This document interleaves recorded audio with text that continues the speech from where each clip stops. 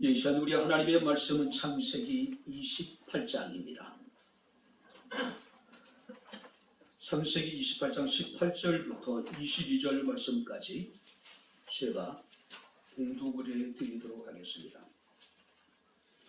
창세기 28장 18절부터 22절 말씀까지가 되겠습니다.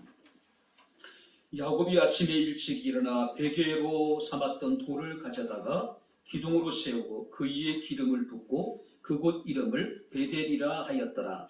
이 성의 옛 이름은 루스더라. 야곱이 선하여 이르되 하나님이 나와 함께 계셔서 내가 가는 이 길에서 나를 지키시고 먹을 떡과 입을 옷을 주시어 내가 평안히 아버지 집으로 돌아오게 하시오면 여호와께서 나의 하나님이 되실 것이요 내가 기둥으로 세운 이 돌이 하나님의 집이 될 것이요 하나님께서 내게 주신 모든 것에서 10분의 1을 내가 반드시 하나님께 드리겠나이다 하였더라. 아멘. 참 좋으신 아버지 하나님, 하나님의 은혜와 사랑을 진심으로 감사를 드립니다. 바쁘고 분주한 속에서도, 피곤하고 공고한 가운데서도, 코로나로 인한 두려움과 공포 가운데서도 우리가 주의 은혜를 사모여 주님 앞에 나와사오니 우리의 발걸음이 복되게 하옵소서. 주의 말씀이 선포될 때 말씀이 우리에게 은혜가 되게 하시고 말씀이 우리에게 위로가 되게 하시고 말씀을 통해서 우리가 새로운 힘을 얻게 하옵소서. 말씀이 선포될 때 우리의 마음의 문을 열어주시고 길을 여셔서 성령이 귀들게 하시는 주의 음성을 듣게 하옵소서. 예수님 이름으로 기도하옵나이다. 아멘. 할렐루야. 자, 우리 옆에 있는 분들과 우리가 한번 인사를 하도록 하겠습니다. 하나님 우리와 함께 하십니다. 인사하겠습니다. 하나님이 우리와 함께 하십니다. 할렐루야. 누구도 부인할 수 없는 것이고 누구도 인정할 수밖에 없는 것이 바로 하나님이 우리와 함께 하신다라고 하는 사실입니다. 할렐루야. 그가 오늘 우리에게 이루시기를 세상 끝날까지 내가 항상 너희와 함께 할 것이다. 할렐루야. 자, 야곱이 하란을 향해서 떠나는 이 길은요, 전에는 한 번도 가보지 못했던 길입니다. 뿐만 아니라 멀고 험난한 길일 수밖에 없겠죠. 왜냐하면 800km예요. 800km. 자, 여기서 부산을 왔다 갔다 할 수 있는 먼 거리입니다. 야곱이 의지할 수 있는 것이 아무것도 없고 그를 도와줄 수 있는 사람도 아무도 없는 외롭고 고독한 길이었음을 우리가 봅니다. 그리고 모든 것이 불확실하고 모든 것이 불안전한 그런 길이었음을 우리가 보게 됩니다. 근데 하나님께서 베델에서 야곱에게 당신 자신을 계시하시게 됩니다. 나는 여호와니 아브라함의 하나님, 이삭의 하나님이라고 말씀을 하십니다. 자, 그러면서 이제 야곱에게 세 가지를 약속을 하셨습니다. 내가 누워있는 이 땅을 너와 네 자손에게 줄 것이다. 내 자손이 땅의 티끌같이 되어 동서남북으로 퍼져나가게 될 것이다. 그리고 땅의 모든 족속들이 내 자손으로 말미암아 복을 받게 될 것이라고 약속을 하셨어요. 이 약속은 요셉을 통해서 1차적으로 성취되어졌고 예수 그리스도를 통해서 완전히 성취되어지게 됨을 우리가 봅니다. 자, 그리고 하나님께서 야곱에게 이르시기를 내가 내게 허락한 것을 다 이루기까지 너와 함께하며 너를 지키며 너를 인도하며 너를 떠나지 않을 것이라고 약속을 하셨습니다. 자, 꿈에서 깬 야곱은 이르기를 여호와께서 과연 여기 계시거를 내가 알지 못했다라고 고백을 합니다. 뿐만 아니라 이르되 두렵도다 이곳이요 이것은 다름 아닌 하나님의 집이요 하나님의 무기라고 이야기를 합니다. 그리고 야곱이 아침에 일찍 일어나서 베개로 삼았던 돌을 가져다가 기둥으로 세고 그 위에 기름을 붓고 그 이름을 베델이라 하였더라. 베델의 옛 이름은 루스예요. 루스라고 하는 것은 그 아몬드가 그 지역에 많았기 때문에 유래된 지명이라고 이야기할 수 있을 것이고, 또 잘못된 길이라고 하는 의미가 포함되어져 있는 거예요. 이것은 야곱이 지금 가고 있는 이 길이 잘못된 길이었다는 거죠. 하나님께서 바른 길로 그를 인도해 주시겠다는 이야기입니다. 하나님이 함께 하시며 하나님이 지키시고 하나님이 인도하시고 하나님이 약속한 모든 걸 이루기까지 떠나지 않으실 것이라고 약속을 하셨습니다. 자, 이제 야곱은 이제 새로운 길을 떠나게 됩니다. 우리가 20절 말씀을 그 메시지 성경에 보게 되면 이렇게 번역하고 있습니다. 이제 시작되는 이 여정에서, 자, 본격적인 야곱의 여정이 이제 시작이 되어졌다는 이야기예요. 야곱이 가고자 했던 그 길은 이미 가기로 정해져 있는 길이었어요. 같은 방향이고 같은 목적지였습니다. 그럼에도 불구하고 야곱이 이러기를 이제 시작하는 이 여정이라고 표현하고 있는 거예요. 같은 길임에도 불구하고 전혀 다른 길이에요. 왜 그렇습니까? 지금까지는 홀로 걸른 외로운 길이었고 평안이 없는 길이었고 모든 것이 불확실한, 불투명한 그런 길이었단 말이에요. 이제는 다른 길이 되었다는 이야기예요. 왜? 하나님이 함께 하시는 길이었기 때문에 그래요. 그 하나님이 야곱과 함께 하실 뿐만 아니라 야곱을 지켜주실 것이고 야곱을 인도해 주실 것이고 약속하신 모든 것을 이루기까지 하나님께 야곱을 떠나지 않으시겠다라고 말씀하고 있음을 우리가 봅니다. 그리고 이제 야곱이 새로운 여정을 시작하면서 또 다른 길을 걸어가면서 그가 하나님 앞에 소원 기도를 드리게 됩니다. 오늘 본 말씀을 보게 되면 20절 21절 보시기 바랍니다. 야곱이 소원하여 이르되 하나님이 나와 함께 계셔서 내가 가는 이 길에서 나를 지키시고 먹을 떡과 입을 옷을 주시어 내가 평안히 아버지 집으로 돌아오게 하시오면, 같이 읽겠습니다. 여호와께서 나의 하나님이 되실 것이요 내가 기둥으로 세운 이 돌이 하나님의 성전이 될 것이요 하나님께서 내게 주신 모든 것에서 10분의 1을 반드시 하나님께 드리겠나이다. 자, 여기 보시면 야곱이 소원을 했대. 언제예요? 새롭게 시작되는 여정을 시작하기 전에. 자, 근데 이 소원이라고 하는 것은 히브리어로 두 가지의 단어를 사용합니다. 첫 번째는 뭐냐면은 아사르라고 하는 단어를 사용하는데, 아사르라는 단어는 묵는다라고 하는 의미가 있는 거예요. 자신이 누릴 수 있는 모든 권리나 자유를 내가 묵는다. 다시 말해서 하나님의 은혜와 하나님의 사랑이 너무 크고 감사해서 자신이 마땅히 누릴 수 있는 자유와 권한과 행복의 일부를 내가 하나님 앞에 묶어버리겠다는 이야기예요. 포기하겠다는 이야기예요. 뿐만 아니라 네데르라고 하는 단어를 사용하는데, 이 네데르라고 하는 의미는 뭐냐면 맹세한다. 하나님의 베푸신 은혜와 사랑을 기억하면서 자발적으로 하나님 앞에 자신의 헌신을 맹세하고 자신이 무엇인가를 하나님께 드릴 것을 맹세한다는 의미가 포함되어져 있는 거예요. 이것은 자발적인 어떤 희생적인 결단이라고 이야기할 수 있는 거예요. 결국 소원 기도라고 하는 것은 하나님이 얼마나 은혜로우신 분인가를 깨닫고 자신의 것을 포기하는 것 뿐만 아니라 하나님의 은혜 안에서 철저하게 하나님의 것으로 내가 살아가겠다라고 하는 의미가 바로 이 소원이라고 하는 의미 속에 포함되어져 있는 거예요. 그리고 소원 기도라고 하는 것은 일방적으로 우리가 하나님께 무엇인가를 구하는 기도가 아닙니다. 소원 기도는요, 쌍방통행의 방식의 기도예요. 하나님이 내게 무엇을 주시면은 내가 하나님 내게 주신 그것을 가지고 내가 무엇을 하겠다라고 하는.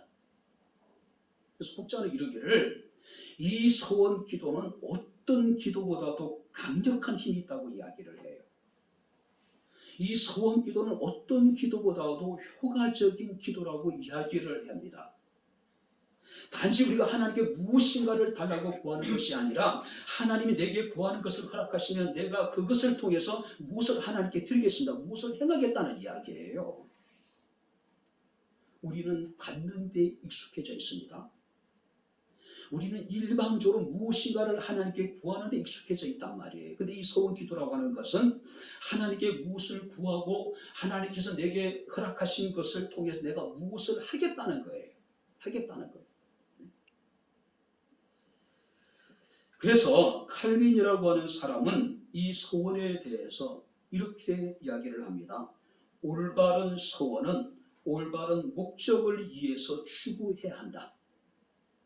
우리가 무엇인가를 하나님께 우리가 서원을 할 때는 올바른 목적을 가지고 있어야 된다는 거예요. 뿐만 아니라 서원한 내용이 자신의 능력의 한계를 넘지 않아야 한다. 올바른 우리가 목적을 가지고 하나님께 무엇인가를 서원할 뿐만 아니라 서원하는 것이 자신의 능력의 한계를 벗어나서는 안 된다는 이야기예요. 근데 만약에 우리가 믿음으로 자신의 한계를 벗어난 서원을 했다면은 그 서원에 대해서 우리가 책임을 가져야 되겠죠. 그것을 이루기 위해서 우리가 정말 피나는 노력을 해야 되겠죠. 예전에 저희 청년 때 제가 군대를 제대하고 이제 공교회로 돌아왔습니다. 근데 교회가 그때 이제 성전 건축을 앞두고 있었어요. 교회들이 뭔가 성전 건축에 대해서 으쌰으쌰하는 그런 분위기가 조성이 되어져 있었어요. 특별히 청년들. 자, 청년 예배 도중에 이제 청년들이 하나님 앞에 작정을 했어요. 40년 전 가까이 된 오랜 전의 이야기죠. 어떤 청년은 자신의 한 달 월급을 하나님 앞에 서원하기도 하고, 그래서 뭐 어떤 청년은 뭐 몇백을 하기도 하고, 어떤 청년은 몇십만을 하기도 하고, 또 몇만을 하기도 하고. 그때 저 역시 하나님 앞에 서원을 했습니다. 근데 우유 배달을 해서 내가 얼마나 하나님 드리겠습니다 했는데 그게 여의치 않는 거예요. 그리고 이제 제가 그 교회를 떠나서 결혼을 하고, 근데 저는 그것을 마음 한구석에 짐이 됐지만은 어쩔 수 없는 현실이잖아요. 근데 저희 어머니는 그것을 굉장히 마음에 큰 짐이 되셨나 봐요. 힘든 일을 하시면서도 제가 서운하고 갚지 못한 모든 것들을 어머니가 다 갚으셨다. 서원은 반드시 성도들이 지켜야 되는 것입니다. 그래서 우리가 신명기 23장 21절 23절 말씀을 보니까 내 하나님 여호와께 서원하거든 갚기를 더디하지 말라. 내 하나님 여호와께서 반드시 그것을 내게 요구하시리니 더디면 그것이 내가 죄가 될 것이다. 내 입으로 말한 것은 그대로 실행하도록 한번 따라해보시기 바랍니다. 유의하라. 우리가 하나님 앞에 무엇인가를 서원했다면은 그 내 입으로 말한 그 서원이 그대로 실행되도록 유의를 하라고 이야기를 하고 있어요. 뿐만 아니라 시편 15편 4절 말씀을 보게 되면은 그의 마음에 서원한 것은 해로울지라도 변하지 아니하며 해로울지라도 갚아야 된다는 이야기예요. 물론 서원을 취소하는 예외 규정이라는 것이 있습니다. 어린아이가 또 이제 그 여자가 서원을 했는데 그 서원을 갚을 수 있는 능력이 없을 때 남편에게 말하고 부모에게 말하고 부모가 해가 지기 전에 그 서원을 취소하면 취소가 돼요. 그런데 우리가 어떤 서원이든지 간에 그 서원을 취소할 때 만약에 진리에 어긋나는 문제가 아니라면은 성도는 서원한 것을 반드시 지켜야 된다는 이야기예요. 자, 본 말씀을 보게 되면은 야곱이 새로운 길을 출발하면서 하나님 앞에 서원 기도를 드리게 됩니다. 야곱이 서원하여 이르되 하나님이 나와 함께 계셔서 내가 가는 이 길에서 나를 지키시고 먹을 떡과 입을 옷을 주시어 내가 평안히 아버지 집으로 돌아오게 하시오면, 이게 조건이에요. 그러고 난 다음에 이어지는 말씀이 야곱의 서원이에요. 자, 야곱은 보세요. 베델에서 하나님을 만나는 놀라운 경이로운 체험을 해요. 그런데 그가 하나님 앞에 서원하여 기도하는데 그가 하나님 앞에 그 서원을 이루기 위한 조건을 제시하는데 첫 번째가 뭡니까? 하나님 나와 함께 하셔서 내가 가는 이 길에서 나를 지켜주시고 먹을 뜻을 주시고 먹을 떡을 주고 입을 옷을 주셔서 내가 평안히 아버지 집으로 돌아오게 해달라는 이야기예요. 자, 여기 보시기 바랍니다. 야곱이 구한 것은요, 대단한 것이 아닙니다. 어마어마하게 한 것을 구한 것이 아니에요. 마치 어린아이처럼 자신의 생존을 위한 가장 원초적인 것들을 구하고 있는 거예요. 야곱이라고 하는 인물은 굉장히 계산에 빠른 인물입니다. 그리고 합리적인 이성에 충성했던 인물이에요. 그런 의미에서 이 야곱의 하나님 앞에 서원 기도는 어쩌면은 그 상황에서 야곱이 구할 수 있는 최선의 기도였을 거예요. 다른 사람들에게서 지극히 평범하고 소박한 기도였는지 모르지만은 야곱에게 있어서는 언제 형이 자신을 쫓아 자신을 죽일지 알지 못하는 상황 속에서 가장 현실적인 하나님 앞에 기도를 드린 거예요. 하나님 나와 함께 하셔서 내가 가는 이 길에서 나를 지켜주시고 먹을 떡을 주시고 입을 옷을 주셔서 나로 아버지 집으로 평안히 돌아오게 해달라는 이야기예요. 그죠? 자, 여기 보시기 바랍니다. 여러분들이 성경에 나타나 있는 위대한 신앙의 선진들의 기도를 보게 되면요, 뜻밖의 그들의 기도는 굉장히 소박해요. 다윗도 마찬가지고 솔로몬도 마찬가지고 다윗이나 솔로몬 정도 되면 뭔가 거창하고 대단한 것을 구할 법한데 그렇지 않았다는 거예요. 우리가 시편 131편에 다윗의 기도가 나옵니다. 한번 들어보시기 바랍니다. 여호와여, 내 마음이 교만하지 아니하며 내 눈이 오만하지 아니하오며 내가 큰 일과 감당하지 못할 놀라운 일을 하려고 힘쓰지 않겠습니다. 자, 이게 보시기 바랍니다. 우리가 무엇인가 하나님께 구할 때 우리는 큰 것, 뭔가 놀라운 것을 우리는 하나님께 구할 때가 얼마나 많은지 몰라요. 그런데 다윗은 그것을 구하지 않은 거예요. 오직 다윗이 하나님께 구한 것은 실로 내가 내 영혼으로 고요하고 평온하게 하기를 젖된 나이가 그의 어머니 품에 있음 같기를 원한다. 다윗이 하나님께 구한 것은 뭡니까? 뭔가 대단한 왕국을 구한 것이 아닙니다. 대단한 명예와 대단한 특별한 걸 구한 게 아니에요. 그죠?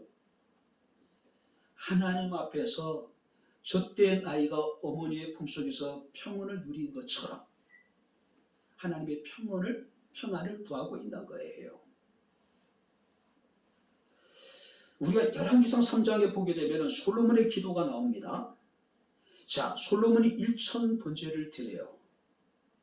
하나님이 솔로몬의 그 기도를 기뻐하신 것 같습니다. 그리고 당신 자신을 나타내셨어요.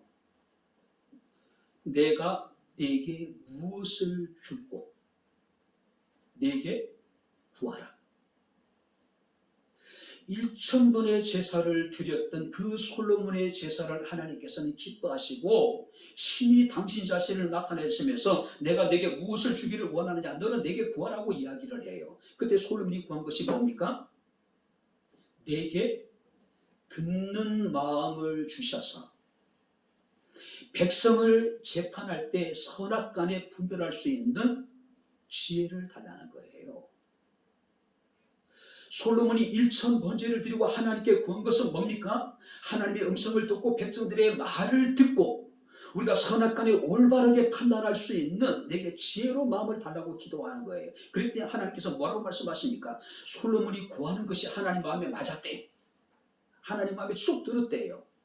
그래서 내가 구하지 않는 부귀와 영광도 내게 주노니 내 평생에 왕들 중에 너와 같은 자가 없을 것이다. 솔로몬이 1000번의 제사를 드리고 난 다음에 장수를 구할 줄 알았습니다. 부를 구할 줄 알았어요. 원수들의 생명을 멸하기를 구할 줄 알았어요. 근데 솔로몬이 구한 건 뭡니까? 하나님의 음성을 듣고 백성들의 소리를 듣고 선악과를 올바르게 판단할 수 있는 지혜를 달라고 기도했다는 사실이, 그것이 하나님 마음에 맞았다는 이야기예요. 그러니까 솔로몬이 구하지 않는 모든 것을 다 주신 거예요. 어쩌면 우리에게 있어서 이 솔로몬의 기도가 우리의 기도가 되어야 되지 않을까요?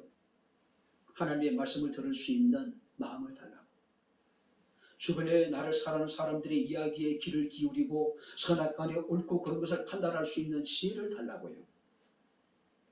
어쩌면 이 다윗의 기도가 오늘을 살아가고 있는 우리의 기도가 되어야 되지 않을까요? 내 마음이 교만하지 않고 내 눈이 오만하지 않고 크고 놀라운 일을 행하기 위해서 힘쓰지 않고 오직 하나님의 평강을 구하는 것.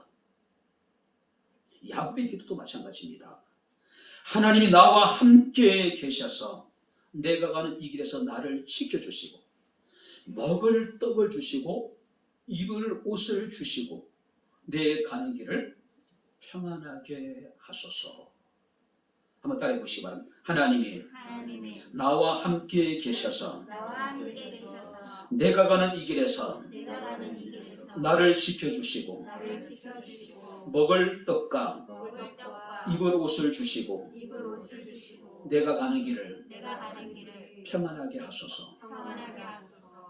2022년 우리는 전혀 새로운 길을 걸어가면서 우리가 하나님 앞에 드릴 기도가 바로 이 야곱의 기도가 되어야 되지 않을까요?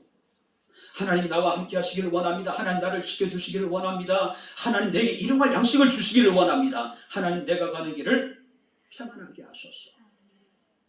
이것이 야곱의 소원 기도의 조건이에요. 자, 그렇다면은 이제 구체적으로 야곱의 소원을 한번 살펴보도록 하겠습니다. 자, 21절 우리 다시 한번 같이 읽겠습니다.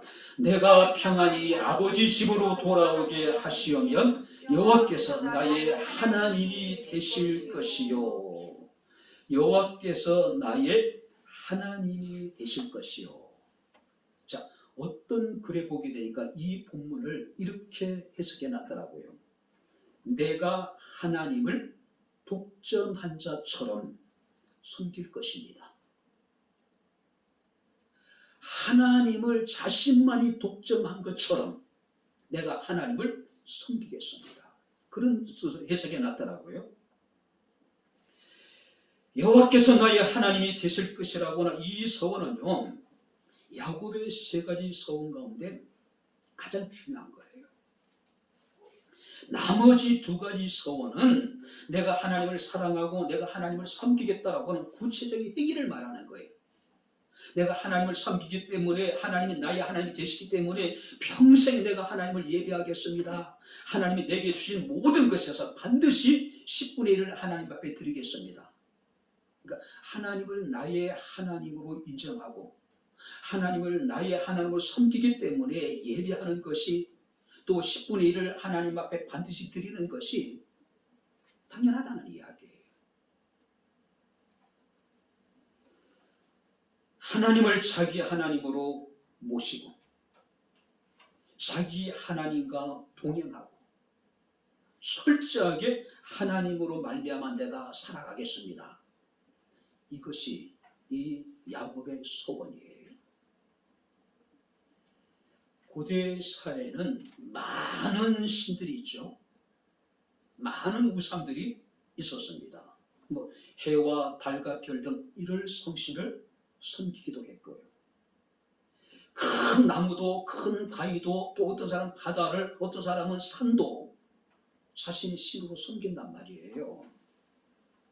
또 가나안 땅에는 수많은 가나안 부족들이 섬기는 다양한 신들이 있었습니다. 또 이 야곱이 외삼촌집 라반으로 갔을 그 하란으로 갔을 때도 그 집에서 섬기는 또 다른 신이 있었단 말이에요.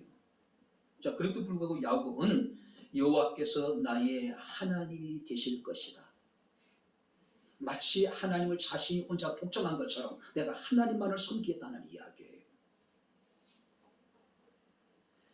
지금까지는 그는 자신의 할아버지였던 아브라함의 하나님, 자신의 아버지였던 이삭의 하나님을 섬겨왔어요. 근데 이제 야곱이 베델에서 하나님을 만나고 난 이후에는 이제는 자신의 하나님으로 하나님을 섬기겠다는 이야기예요. 자신의 하나님으로. 사랑하는 성도 여러분들, 우리 하나님은 나의 하나님이 되어야 됩니다. 할렐루야. 나의 하나님이 돼요. 아브라함과 이삭과 야곱의 하나님뿐만 아니라 그 하나님이 바로 나의 하나님이 되어야 된다는 거예요. 목사의 하나님, 장로의 하나님, 권사의 하나님, 어떤 집사의 하나님이 아니라, 누구의 하나님이 아니라 나의 하나님이 돼야 돼요. 하나님을 나의 하나님으로 섬기게 될 때에 진정한 신앙생활이 시작이 되는 거예요. 동시대를 살았던 사울과 다윗의 차이가 뭔지 아십니까? 이 사울 왕은 철저하게 사무엘의 하나님, 다윗의 하나님이었어요. 사울의 하나님이 아니었어요. 그죠? 그는 자신의 하나님을 인정하지 않았어요. 그러나 다윗의 삶을 보게 되면 그는 철저하게 나의 하나님이셨어요. 자, 그렇기 때문에 크고 작은 문제 앞에서 그는 철저하게 자신의 하나님 앞에 무릎을 꿇고 하나님의 뜻을 찾고 하나님의 뜻을 구하고 하나님의 뜻 가운데 순종을 해요. 그러나 사울은 그렇지 못한 거예요. 오늘 살아가는 성도 여러분들, 하나님이 우리와 함께 하십니다. 할렐루야. 아멘. 하나님이 우리의 가는 길에서 우리를 지켜주실 것이고 우리에게 일용할 양식을 공급하실 뿐만 아니라 하나님께서 2022년 우리의 가는 세계를 평안케 하실 것입니다. 오직 하나님을 나의 하나님으로 섬길 수 있는 저와 여러분들의 삶이 될 수 있기를 주의 이름으로 축원합니다. 두 번째 말씀을 보시기 바랍니다. 자, 22절 우리 같이 읽겠습니다. 내가 기둥으로 세운 이 돌이 하나님의 집이 될 것이요 하나님께서 내게 주신 모든 것에서 10분의 1을 내가 반드시 하나님께 드리겠나이다. 내가 기둥으로 세운 이 돌이 하나님의 집이 될 것이다. 자, 여기 보시기 바랍니다.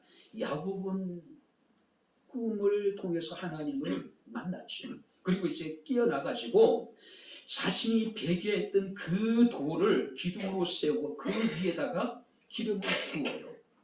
그리고 이 돌이 하나님의 집이 될 것이라고 약속을 합니다. 오늘 하나님의 임재를 나타내는 초소가 될 것이다. 자, 한마디로 여기서 하나님의 집, 하나님의 임재를 상징하는 가장 대표적인 곳이 어디입니까? 교회예요. 여기서 내가 기둥으로 세운 이 돌이 하나님의 집이 될 것이라고 하는 것은 이곳에서 내가 하나님을 경배하게 될 것이고 이곳에서 하나님 앞에 내가 제단을 쌓고 하나님 앞에 제사를 드리게 될 거란 이야기예요. 달리 표현하면 이곳에서 내가 하나님께 예배를 드리겠다는 이야기예요. 예배. 그러니까 자신의 평생의 삶 가운데 예배 중심의 삶을 내가 살아가겠다는 이야기예요.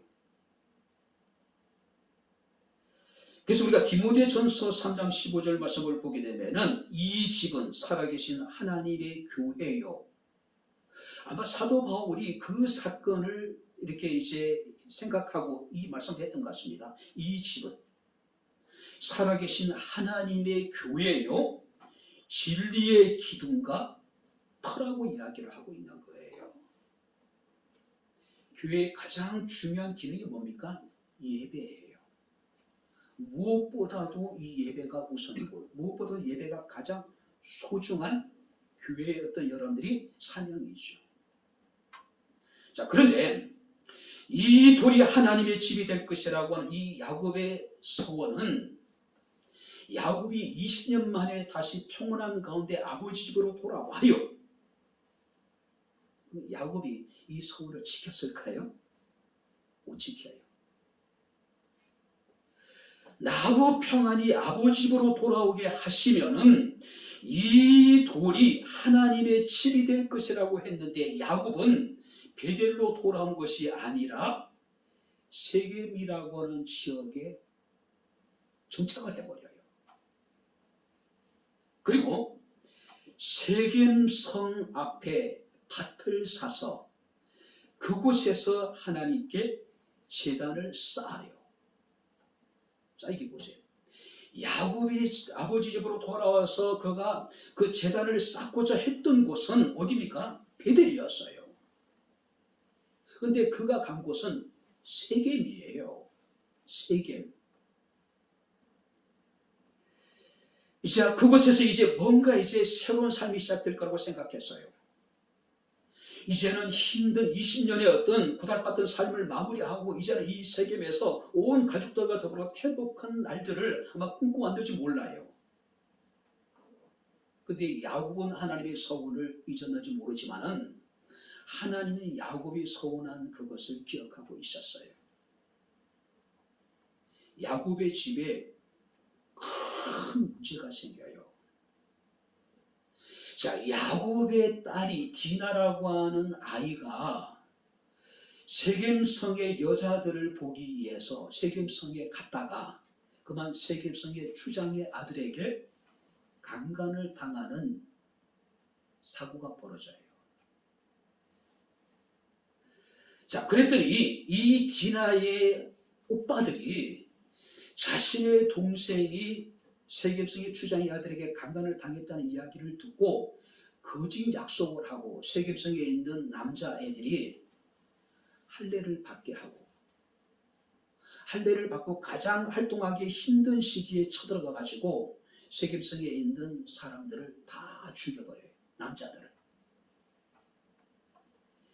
이 소식을 들은 야곱은 엄청난 두려움에 사로잡힙니다.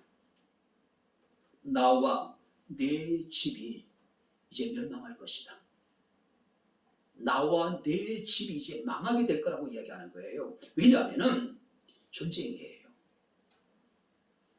단순한 전쟁이 아니라 국가와 국가의 전쟁이 아니라 야곱의 집안과 세겜성과 가나안 땅의 부족들과의 전쟁이에요. 야곱의 가정이 몰살될 위기에 처지게 됩니다. 그때 하나님께서 야곱에게 나타나셨어요. 창세기 우리가 35장 1절 말씀을 보게 되면은 야곱에게 이르시기를 일어나 베델로 올라가라. 거기 거주하며 내가 내 영 에서에 나서 피하여 도망하던 때에 내게 나타났던 하나님께 제단을 쌓으라. 한번 따라 보시기 바랍니다. 일어나 베델로 올라가라. 거기서 하나님께 제단을 쌓아. 야곱이 잃어버렸던 그 소원을 하나님께 기억하게 하신 거예요. 그러자 야곱이 우리가 일어나서 베델로 올라가자 내 환난 날에 내게 응답하시며 내 가는 길에서 나와 함께 하신 하나님께 내가 거기서 제단을 쌓으려 하노라. 그리고 제단을 쌓습니다. 그리고 그 이름을 엘베델, 베델의 하나님이라고 지어요. 그의 형의 낯을 피할 때 하나님이 거기서 나에게 나타나셨다는 것을 기억하고 이제 20년 전에 하나님께 선물했던 그 베델로 다시 돌아와서 그곳에서 단을 쌓는 거예요. 자, 이게 보시기 바랍니다.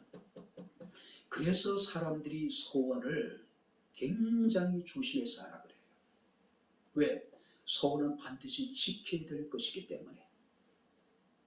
소원을 하고 나는 삶의 분주함으로 인해 가지고 바쁘다 보니까 먹고 살기 힘들다 보니까 잊어버릴지 모르지만 하나님은 그것을 기억하시고 반드시 찾아내시다는 이야기예요.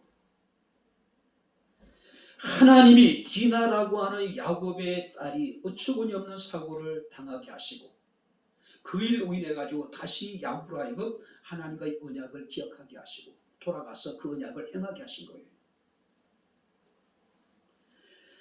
내가 기록으로 세운 이 돌이 하나님의 집이 될 것이라고 말씀을 하고 있습니다. 우리는 똑같은 길을 걷는 것 같지만은 야곱은 베델에서 하나님을 만나고 난 다음에 완전히 다른 길을 걸어가고 있습니다. 하나님이 야곱과 함께 하시고 야곱을 그 가는 길에서 지켜주실 것이고 먹을 것과 입을 것을 주실 뿐만 아니라 그를 평안하게 지켜주실 것이라고 말씀을 하고 있습니다. 그래서 야곱은 그 믿음의 확신을 갖고 서약을 합니다. 서원을 합니다. 이 돌이 하나님의 집이 될 것이다. 내가 이곳에서 하나님을 제단을 쌓을 것이고, 내가 이곳에서 하나님께 제사를 드릴 것이고, 내가 이곳에서 하나님 앞에 예배를 드리겠습니다. 내 삶이 교회 중심의 삶, 예배 중심의 삶을 살아가겠습니다라고 하는 소원이에요. 마지막으로 이 야곱은 어떤 소원을 하게 될까요? 자, 22절 다시 한번 같이 읽겠습니다. 내가 기둥으로 세운 이 돌이 하나님의 집이 될 것이요, 하나님께서 내게 주신 모든 것에서 10분의 1을 내가 반드시 하나님께 드리겠나이다. 자, 이게 보시기 바랍니다. 좀 불편하게 느껴지시는 분도 있을 수 있을 거예요. 하나님께서 내게 주신 모든 것에서 10분의 1을 내가 반드시 하나님께 드리겠습니다. 11조를 하겠다는 이야기예요. 이 11조의 기원은 창세기 14장에 거슬러 올라갑니다. 아브라함이 그둘라오멜이라고 하는 그 가나안 땅의 4대 동맹국들을 물리치고 돌아오는 길에 멜기세덱이라고 하는 제사장을 만나요. 그때 아브라함이 전쟁에서 취한 노획물의 10분의 1을 멜기세덱이라고 하는 사람한테 드리게 됩니다. 그리고 이 11조는 모세 시대에 이르러서 완전히 제도화되어져요. 제도화되어집니다. 자, 야곱은 자신의 확실한 신앙의 고백을 뒷받침하기 위해서 내가 하나님께서 내게 허락하신 모든 것에서 10분의 1을 반드시 드리겠습니다라고 지금 서운하고 있는 거예요. 근데 이 보세요. 야곱은 아주 작은 비상식량만을 소지했어요. 그리고 기름, 그리고 물, 그것이 다예요. 그죠? 자, 800km를 가야 되는 야곱에 있어서는 그는 그야말로 거의 무일푼에 가까운 사람이었어요. 그럼에도 불구하고 그는 하나님만을 섬기고 하나님 예배 중심의 삶을 살아갈 때에 하나님께서 자신에게 복을 주실 것을 기대하고, 만약에 하나님 내게 복을 주시면 내게 주신 모든 것에서 10분의 1을 반드시 드리겠습니다. 드려도 되고 안 드려도 되는 것이 아니라 내가 그때 생각해 봐서 드리겠습니다는 이야기가 아닙니다. 반드시 드리겠다는 이야기예요. 우리가 11조를 드린다는 것은 어떤 의미일까요? 야곱이 이르기를 하나님이 내게 주신 모든 것, 이게 보세요. 11조 의미 속에는요, 내가 소유한 모든 것이 하나님께 왔음을 인정하는 신앙의 고백이 포함되어져 있는 거예요. 뿐만 아니라 내가 소유한 모든 소유물의 근원이 전적으로 하나님께 있다는 것을 인정하는 거예요. 그게 11조예요. 고백하는 거예요. 만약에 이런 고백적인 의미가 없이 우리가 하나님 앞에 헌금을 드리고 우리가 하나님 앞에 11조를 드린다는 것은 하나님에게서는 아무런 의미가 없어요. 중요한 것은 우리가 예물이 아니라 예물과 더불어 하나님을 향한 우리의 신앙의 고백이 함께 하나님 앞에 드려져야 된다는 이야기예요. 자, 이사야 2장 10절 14절 말씀이니까 이런 말씀이 있습니다. 너희의 무수한 재물이 내게 무엇이 유익하냐? 나는 수양의 번제와 살찐 짐승의 기름에 배불렀다. 헛된 예물을 가지고 말아라. 내가 견디지 못하겠다. 그것이 내게 무거운 짐이라고 이야기하고 있어요. 그러니까 믿음이 없이 형식적으로 드려지는 예물은 하나님이 견딜 수 없는 하나님에게 무거운 짐이 된다는 이야기. 차라리 가져오지 말라는 이야기예요. 자, 말라기 3장에 보니까 재밌는 이야기가 또 있습니다. 당시 이스라엘 백성들은요, 뭘 해도 되는 일이 하나도 없어. 여러분들이 그런 경험 해봤죠? 뭘 해도 되는 일이 하나도 없는 거예요. 속된 표현으로 미치고 환장하는 거예요. 되는 일마다 폭망이에요. 제대로 되는 일이 하나도 없는 거예요. 그때 말라기가 자기 백성들에게 이르기를 너희들이 하나님의 것을 도적질했다 그래요. 아니 뭔가 무슨 일을 해도 되는 일 하나도 없어요. 하는 일마다 폭망이에요. 그런데 말라기 선지자가 그들에게 이르기를 너희가 하는 일마다 제대로 되는 일 하나도 없는 이유는 너희가 하나님의 것을 도적질했다고 합니다. 그러자 이스라엘 백성들이 우리가 언제 하나님께 도적질했냐 반문을 해요. 그때 말라기가 자기 백성들에게 11조를 하지 않는 것이 하나님의 것을 도적질한 것이라고 이야기를 해요. 그래서 그들에게 이르기를 온전한 11조를 드릴 것을 촉구를 해요. 자, 들어보시기 바랍니다. 말라기 3장 10절부터 제가 읽어주겠습니다. 만군의 여호와가 이르노라 온전한 11조를 창고에 들여 나의 집에 양식이 있게 하고 그것으로 나를 시험하여 내가 하늘 문을 열고 너희에게 복을 쌓을 것이 없도록 붙지 아니하나 보라. 저기 보세요. 온전한 11조를 드려봐라. 그리고 온전한 12조를 통해서 나를 시험해라.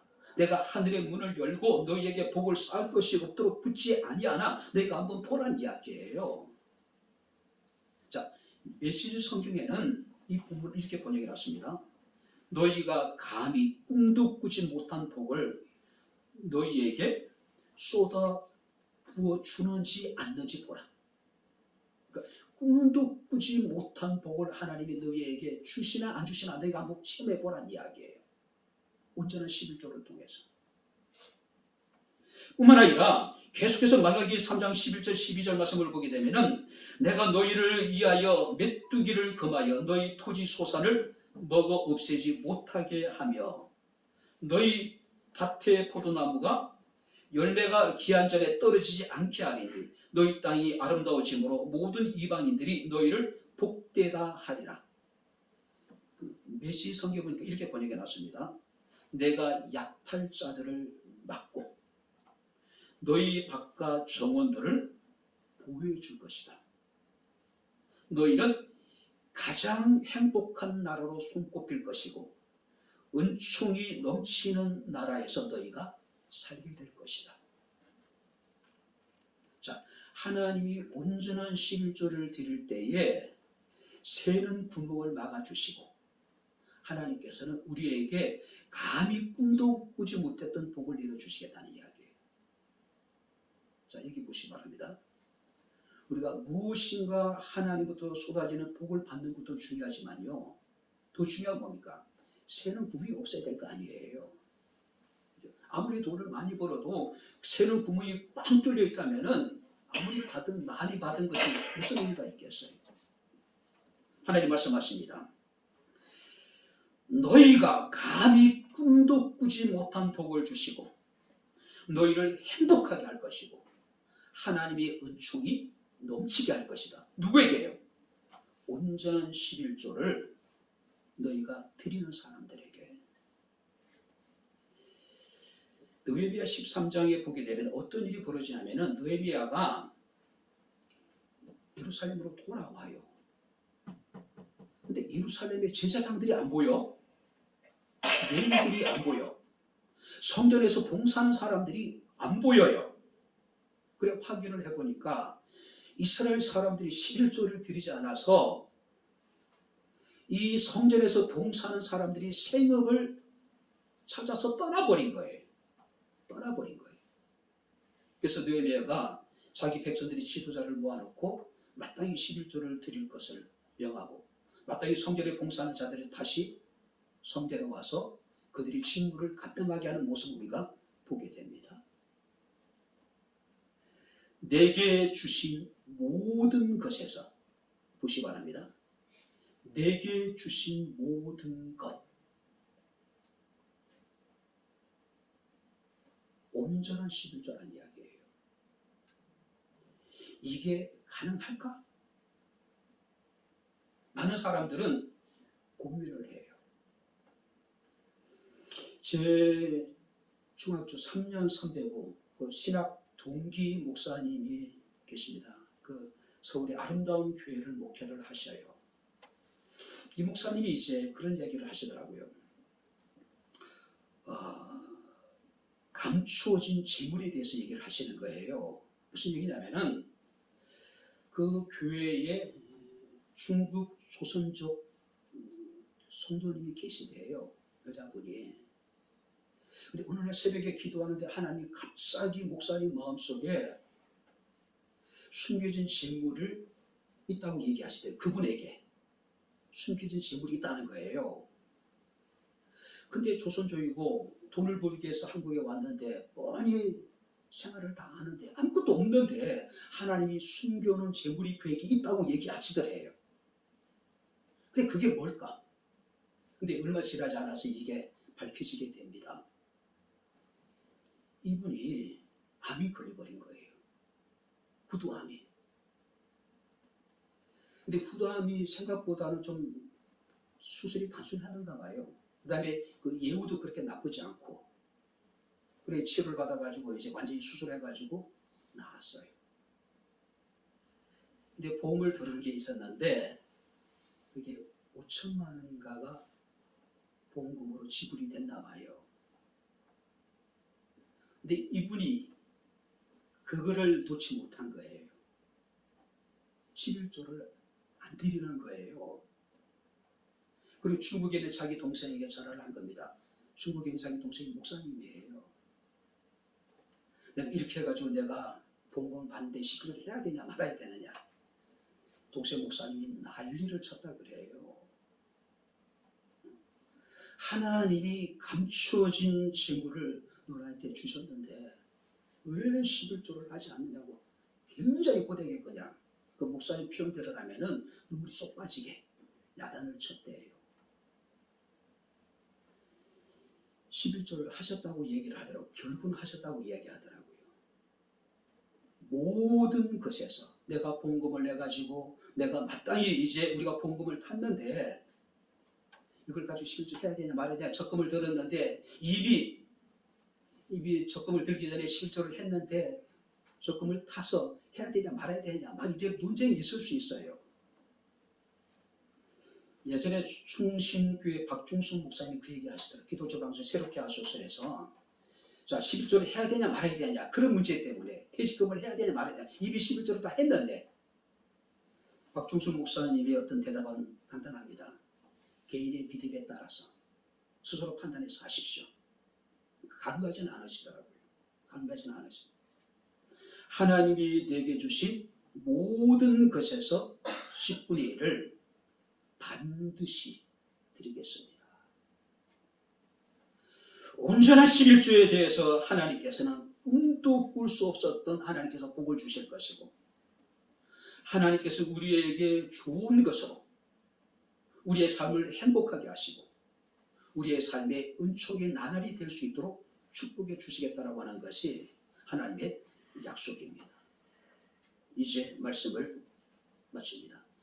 2022년이 시작이 됐습니다. 우리는 그야말로 새롭게 시작되는 한 해의 여정을 우리는 출발을 합니다. 2021년과 2022년이 다를 것이 하나도 없다고 생각할 수 있어요. 그냥 우리는 왔던 그 길 그대로 우리는 다시 가고 있는 겁니다. 그러나 우리 그리스도인에게서 우리의 날이라고 하는 우리가 가는 길이라고 하는 것은 같은 길임에도 불구하고 다른 사람들과 우리는 또 다른 길을 걷고 있는 사람들이에요. 왜 다른 길입니까? 하나님 우리와 함께 하시고 하나님 우리를 지키시고 하나님 우리를 인도하시고 하나님이 우리의 길을 평안하게 주시는 길이기 때문에 하나님 우리와 함께하는 길이기 때문에 우리는 다른 길을 걸어가고 있는 사람들이에요. 의미 없던 그 베델이 이제는 하나님의 집이 되고 하늘의 문이 됐습니다. 의미 없던 한 날이 야곱에게 있어서는 평생에 잊을 수 없는 특별한 날이 되었습니다. 그리고 새로운 출발하는 그 여정이 그에게는 정말 또 다른 길이 되었습니다. 외롭고 고독한 그런 길이 아니라 하나님과 함께하는 은총의 길이고, 하나님과 함께하는 행복한 길이고, 하나님과 함께하는 꿈도 보지 못했던 그런 놀라운 축복의 길이었음을 우리가 기억하게 됩니다. 하나님 우리와 함께 하십니다. 하나님 우리를 지켜주실 것입니다. 하나님께서 우리에게 먹을 것 입을 것을 주실 것이고, 하나님이 우리의 길을 평케해 주실 것입니다. 하나님이 나의 하나님으로 우리가 섬기고, 오직 우리가 영과 진리로 하나님을 예배하고, 주께서 우리에게 허락하신 모든 것 가운데 우리가 10대 1을 마땅히 하나님께 드림으로 우리가 감히 꿈꾸지 못했던 복을 누리고 행복과 은총의 삶을 살아갈 수 있는 저와 여러분들의 삶이 될 수 있기를 주의 이름으로 축원합니다. 기도하겠습니다. 하나님 아버지, 하나님의 은혜와 사랑을 진심으로 감사를 드립니다. 오늘 선포되어진 하나님의 말씀을 우리가 마음에 새기게 하시고, 2022년 우리는 모든 사람들이 가는 같은 길을 걸어갈지라도 우리는 하나님이 함께 하시며, 하나님이 지키시며, 하나님께서 우리에게 필요한 것을 공급하시며, 하나님께서 우리에게 선물 우리의 길을 평케 하시는 새 길을 걸어가고 있음을 깨달아 알게 하시고, 온전히 우리가 하나님만을 섬기게 하시고, 살아계신 하나님을 영과 진리로 예배하는 삶을 살아가게 하시고, 주의 것을 구별하여 마땅히 하나님께 감사함으로 드릴 수 있는 저희들의 삶이 되게 하옵소서. 바라건대 2022년 하나님께서 우리와 동행하여 주옵소서. 우리를 지키시고 우리와 양식을 주시고 우리에게 하는 길을 평케 하옵소서. 예수님 이름으로 기도하옵나이다. 아멘. 이제는 우리 주 예수 그리스도의 은혜와 하나님의 크신 사랑과 성령님의 교통 교전의 제 충만 역사 인도하심이 하나님을 나의 하나님으로 섬기며 늘 교회 중심, 예배 중심의 삶을 살아가며 마땅히 하나님의 것을 구별해 하나님께 드리기를 소원하는 주의 사랑하는 모든 성도들 머리머리이기에 저들의 가정과 직장과 사업장과 이 교회와 이 나라 이 민족이에 지금부터 영원토록 함께 있을지어다. 아멘.